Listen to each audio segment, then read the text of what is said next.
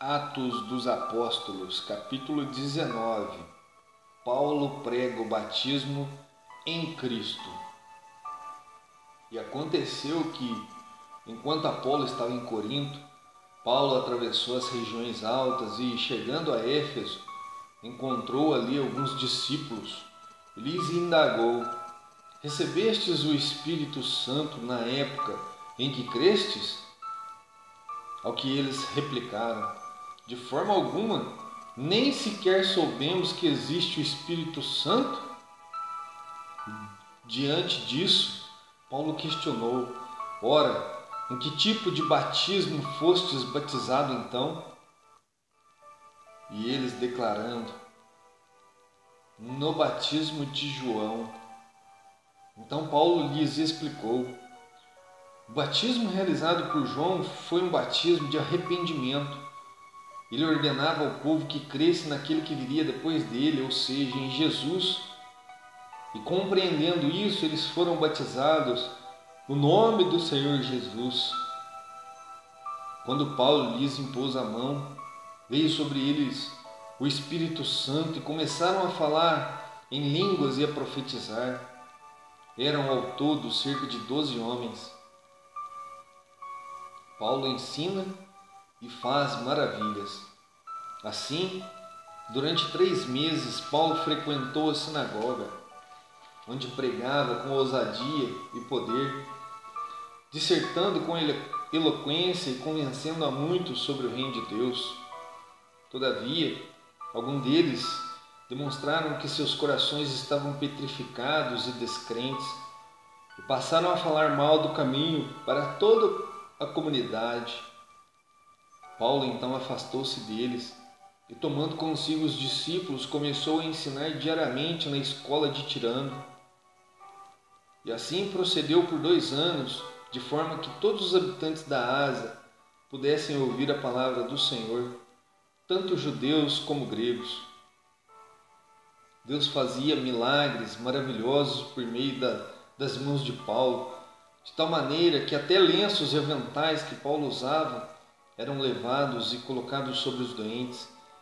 Estes eram curados de todas as suas enfermidades, assim como os espíritos malignos eram expelidos deles. E alguns judeus que peregrinavam praticando exorcismo tentaram invocar o nome do Senhor Jesus sobre os tomados por espíritos malignos, mandando: esconjuro-vos por Jesus, a quem Paulo prega. Os que assim procediam eram os 7 filhos de um judeu chamado Cefo, um dos chefes dos sacerdotes dos judeus. Certo dia, um daqueles espíritos demoníacos lhes respondeu: Jesus eu conheço, Paulo eu sei quem é, no entanto, vós, quem sois? Então o endemoniado lançou sobre eles, os dominou e os agrediu com tamanha violência que, desnudos e feridos, fugiram daquela casa. Assim que esse acontecimento se tornou conhecido de todos os judeus e gregos que habitavam em Éfeso, toda a população foi tomada de grande temor, e o nome do Senhor Jesus era engrandecido. Muitos dos que creram, assim que chegavam, começavam a confessar e a declarar em público suas más obras praticadas. Da mesma forma, muitos dos que haviam se dedicado ao ocultismo, reunindo seus livros de magia, os queimaram diante de toda a comunidade reunida. Calculados os seus preços, chegou-se a estimativa de que o valor total equivalia a 50.000 moedas de prata. E assim, a palavra do Senhor era grandemente propagada e prevalecia poderosamente. Paulo envia Timóteo e Erasto. Passados esses acontecimentos, Paulo decidiu no seu espírito ir para Jerusalém, passando pela Macedônia e pela Acaia, e projetava: depois de haver estado ali, é necessário igualmente que eu veja Roma. e enviando a Macedônia 2 dos seus cooperadores, Timóteo e Erasto, ficou por mais algum tempo na província da Ásia. Tumulto na Assembleia do Povo.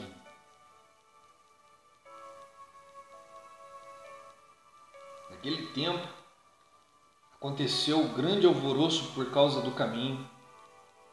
Um ourives chamado Demétrio, que confeccionava miniaturas de prata do templo de Diana e proporcionava grandes lucros aos artífices, promoveu uma reunião destes com os demais trabalhadores dessa profissão e lhes declarou: Senhores, sabeis que deste ofício vem o nosso enriquecimento. E estáis observando e ouvindo que não apenas em Éfeso, como também em quase toda a província da Ásia, esse indivíduo Paulo tem persuadido e alterado o modo de viver de muitas pessoas, afirmando que deuses feitos por mãos humanas não têm poder divino. Ao continuar isso, corremos o risco de não ver, não apenas nossa arte perder o prestígio que ostenta diante de todos, como também de o templo da grande deusa Diana cair em descrédito.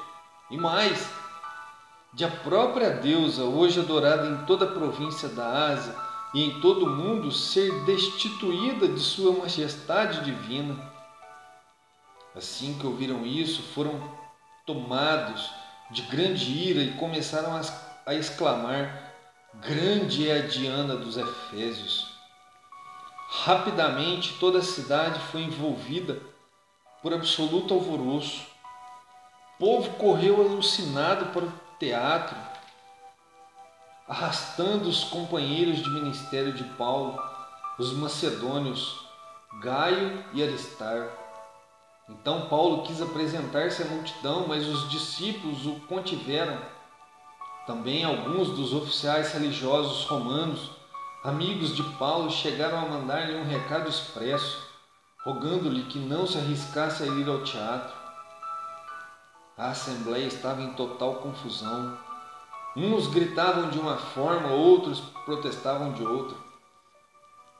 E a maior parte das pessoas nem sabia ao certo porque estavam concentradas ali.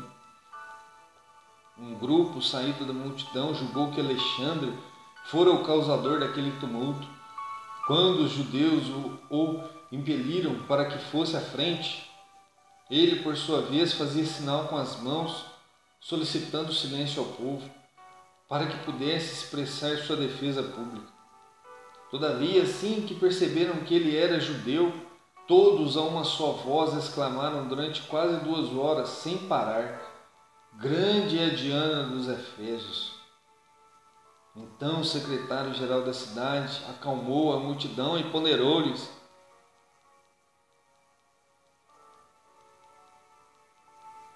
Caros cidadãos efésios, quem porventura desconhece que a cidade de Éfeso é guardiã do templo da grande Artemis e de sua imagem que caiu de Zeus? Portanto, considerando que estes acontecimentos são inegáveis, convém que vós aquieteis e nada façais irrefletidamente, porque estes homens que aqui trouxestes não são ladrões de templos, nem tampouco blasfemam contra a nossa deusa. Assim, se Demétrio e os artífices que o acompanham têm alguma queixa contra alguém, os tribunais estão abertos e há procônsules para isso, eles que apresentem suas denúncias ali. Contudo, caso haja qualquer outro pleito, este deverá ser decidido em assembleia regular, conforme a lei. Porquanto, da forma como estamos procedendo, corremos o perigo de sermos acusados de perturbar a ordem pública, tendo em vista o tumulto ocorrido hoje. E neste caso, não nos haveria motivo razoável que pudéssemos alegar para justificar tamanha movimentação do povo. E tendo dito isso, desfez a assembleia.